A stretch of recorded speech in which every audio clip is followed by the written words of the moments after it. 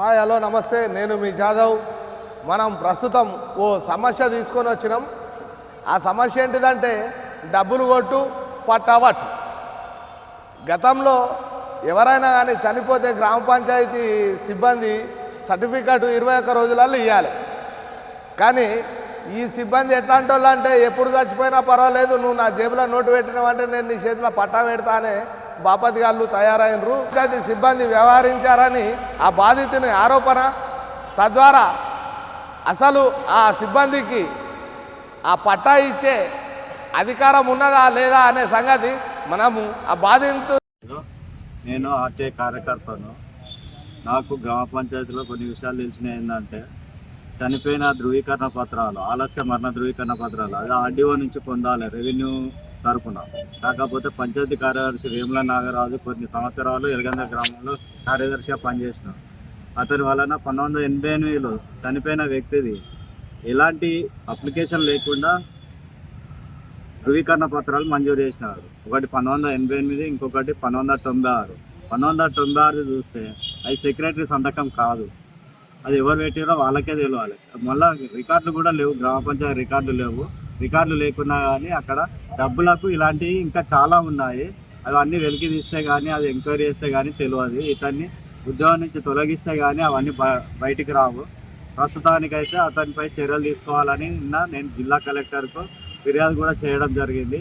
దీనిపై ప్రతిదీ పరిశీలన చేసి రికార్డులతో తనిఖీ చేసి రికార్డులన్నీ స్వాధీనం చేసుకోవాలని, అతన్ని ఫస్ట్ ఉద్యోగం నుండి రిమూవ్ చేయాలని నేను కోరుతున్నాను. దీనిపై చర్యలు తీసుకోవాలని ప్రతి అధికారికి, నేను పై అధికారులకు ఫిర్యాదు చేయడం జరిగింది. కాబట్టి ఈరోజు నేను ఇక్కడ ఇవన్నీ చెప్పడం జరుగుతుంది. వాస్తవంగా మరి ఒక పంచాయతీ కార్యదర్శికి కానీ లేదా కారోబార్కు కానీ సర్టిఫికెట్లు ఇచ్చే అధికారం ఉన్నదా? ఒకవేళ అధికారం ఉంటే ఎప్పటి వరకు ఇవ్వాలా అనేది దానికి కాలపరిమితి అనేది ఉంటుంది.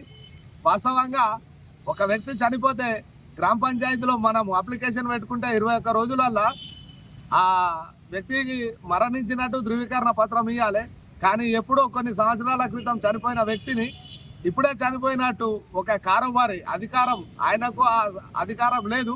ఒక కారోబారు అలాగే ఒక గ్రామ కార్యదర్శి సంవత్సరాల క్రితం చనిపోయిన వ్యక్తికి సర్టిఫికెట్లు మంజూరు చేయడం ఎంతవరకు సమంజసం అని అంటున్నారు. సరే అన్నగారు, మీ దగ్గర వారు ఇచ్చిన ఏమైనా సాక్ష్యాధారాలు ఉన్నాయా? ఇందులో ఒకటి ఏంటంటే మాన్యువల్ రూపంగా రాసిండు 1988లో చనిపోయింది ఎప్పుడు అనేది 1980లో చనిపోయిందని అది చెప్పినట్లుగా రాసినట్లే ఉన్నది. ఇది ఏం లేదు. దీన్ని బట్టి ఇది మరణ ధృవీకరణ పత్రం అని ఎవరైనా అనుకుంటారా? మరి దీనివల్ల జరిగిన కొంతమందికి నష్టం కూడా జరిగింది. ఎందుకంటే వీటిని యూజ్ చేసుకొని కొంతమంది భూములు అమ్ముడు కొనుడు జరుగుతుంది అక్కడ. మరొకటి 1996 ఇచ్చారు.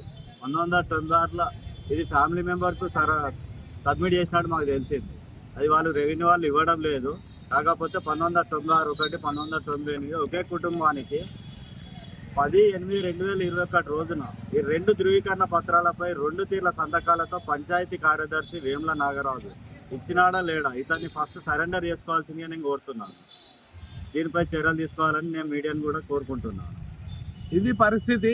మనము గ్రామంలో ఎన్నో సమస్యలతోటి సతమతమవుతుంటే ఓవైపు ఇంకోవైపు ఈ అవినీతి అక్రమాలకు పాల్పడే సిబ్బంది ఎవరు ఎటు పోతే నాకేంది, నాకు మాత్రం నా జేబు నిండింది లెక్క, నా కడుపు నిండింది లెక్క అనే ఆలోచనతోటి ఇప్పుడు నిరాధారమైన వ్యక్తులకు కూడా ఎవరో ఏది అడిగినా అని ఇచ్చేసే పరిస్థితులు ఉన్నాయి.